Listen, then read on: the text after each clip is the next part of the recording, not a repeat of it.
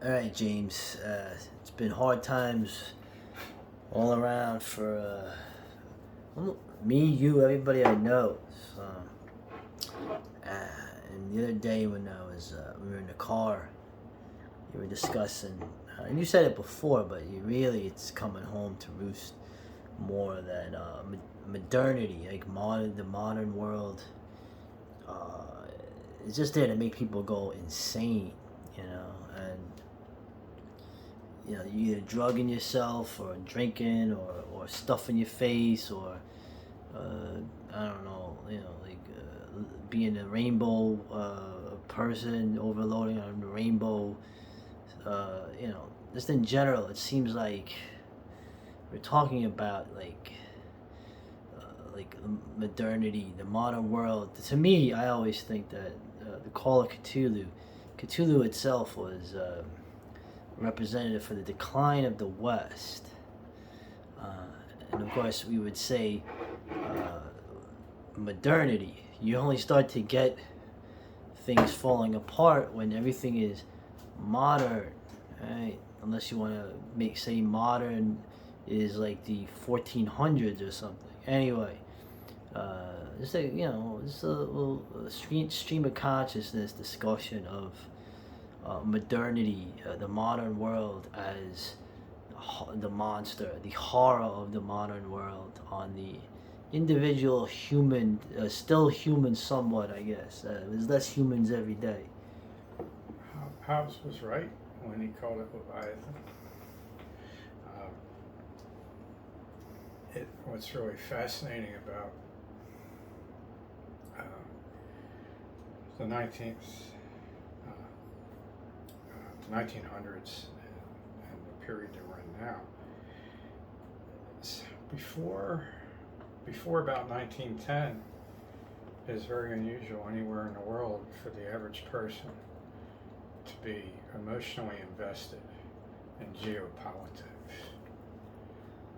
I guess it pretty much starts with the 30 Years' War, and it goes dark for about 100 years where the guys fighting wars are just mercenary meat puppets that got yanked out of prison and they're doing the bidding of the king. And then with the French Revolution, you now have an army of people that are emotionally invested in big stage production of world power politics. So that's the amount of insanity that it's going to cause for most people to be emotionally siding with, let's say, one or the other country on the other side of the world that are blowing each other up. That's not something that's resolvable in that person's life. So it's just going to be a constant stressor. I think that started really with the newspapers, and it's been continued by electronic means primarily. I think the modern world itself, we just had the passing of Uncle Ted, who supposedly committed suicide. Yeah. Okay, which I don't believe. I don't even believe he did what he admitted to doing. I think he just admitted to do it so he could get his book published, which I read. He pointed out that a system will eventually become self-aware, become like a living organism. You see this in military units where the officers are in for 20, 30 years, and the soldiers are only in for 4 to 8 years, and yet for 200 years, that unit thinks the same way, does the same stuff. It's got an identity. So I think his point he made that once the system becomes self-aware, the worst thing you can do is fight it, because it's going to be self-aware, but its intelligence is not going to be comprehensive, and it's actually going to be emotive. It's going to be an emotional macro being. You think about, let's say, some country that's got a federal government that's got 2 million federal employees. every one of those federal employees is emotionally invested in their livelihood, which is tied to this machine. Okay, and that just, those emotions just scale up and fountain out. So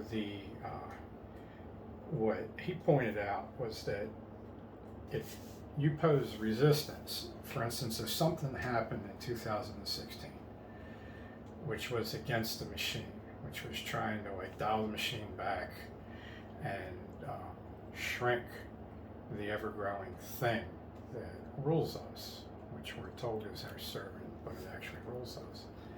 If you provide any resistance for that, it will gear up to grind away that resistance. And then since it's not really making choices, since it's acting emotionally, it's going to stay geared up and keep grinding until it runs out of gas. It's not in a position to make a decision, particularly when any large-scale socio-economic proposition like that, anything that's that big, once it starts to grow, to stop growing is to die. Anytime you try to make this thing that's ever growing shrink, it will panic and it will fight for its survival. Okay, it's really a huge collective, emotional, semi-intelligent thing. You know, so it's so the idea I had was how to look at it. I can talk about that some later, but I'd like to see what you think about that. Well, I always thought it was interesting the idea of systems, right? Algorithms, let's say. I'm not even talking about computers. I'm talking about the idea of one of the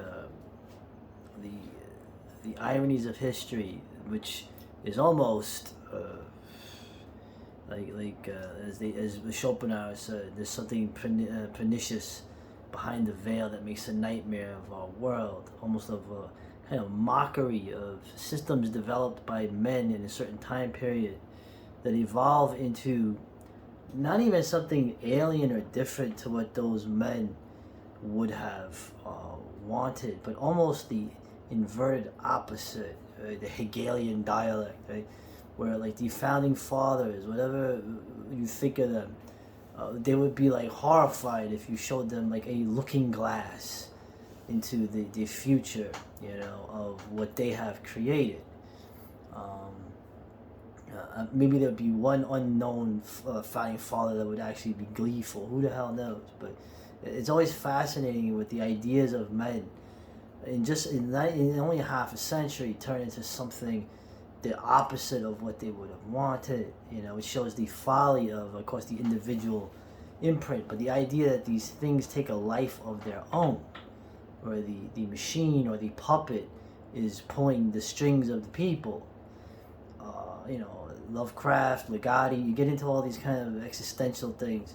It's just, it is funny to me, it is interesting, it is ironic, despite the fact that we have to live with it, you know, categorizing us as something in the freezer section of the supermarket. If you look at the founding documents, the people that are most honest are the people in Pennsylvania. The seat of the rebel government was in Philadelphia. The people in the South had a very specific agenda. The people in New England had a very specific agenda. They were at odds with each other. The centrist people were the Pennsylvanians, the people in Delaware, New Jersey. And they believed that they were involved in the perfection of the art of government in imitation of the great governor of the universe, which would be God. Right. And it's on our money, and God we trust. Now, some of these guys weren't even Christians. Some of them were deists, or a deist just believes that there was a creator that intelligently designed a clockwork universe and then just let it go, and he's just watching from the end of time. It always makes sense to me. Actually, I always think that makes the most sense. But anyway. So that was, but for most Christians, Oh, you got Freemason. That is that's not Christian. For most Christians. Freemason. The deists are excluded by most Christians from Christianity. Yeah. There's the problem when you're trying to create something that's perfect. Do you overdo it? I had experience recently, and it gets into the way we think. I came into Baltimore to get some medical care, and I ended up spending an hour with a heavy rucksack on, and I'm an old bone rack, on a city bus. It's like an accordion bus. It's a double-sided. Yeah, it's got two coaches. It's got the accordion in the middle. Yeah. And it was standing room only. It's me and 100 people that don't look anything like me. Oh. I didn't want to be whacking anybody in the face with my rucksack. Okay, so there were a couple people standing in the middle accordion section. I went there. Well, after an hour of this bus jerking to a stop and all my weight and the backpack's weight getting shifted on my right leg, and every time it turned, the thing oscillating, and then my knee getting twisted. I ended up with a problem where I haven't been able to walk for a couple of weeks. Well, I've had 2 responses from, like, let's say the 25 people I talked to about that. It's approximately 2 dozen people. The majority response is, well, you shouldn't be taking a bus. Okay. This is, I guess this is Nietzschean. This is an idea that we are all a potential God. Okay, and all we have to do is always make the right decision. As long as we never make the wrong decision. If we always make the right decision, we will eventually be like Joe Rogan and Jordan Peterson, evolving into the galactic brain. Okay? Those 2 fucking This is, okay, idiots. But this is the most common. Okay, so the one is that you are a potential God. Don't screw it up. If you screw it up, you're going in a hole. Okay. Let's wait for the next video for the other one. Sure. We'll go to part 2. So. Oh, nice.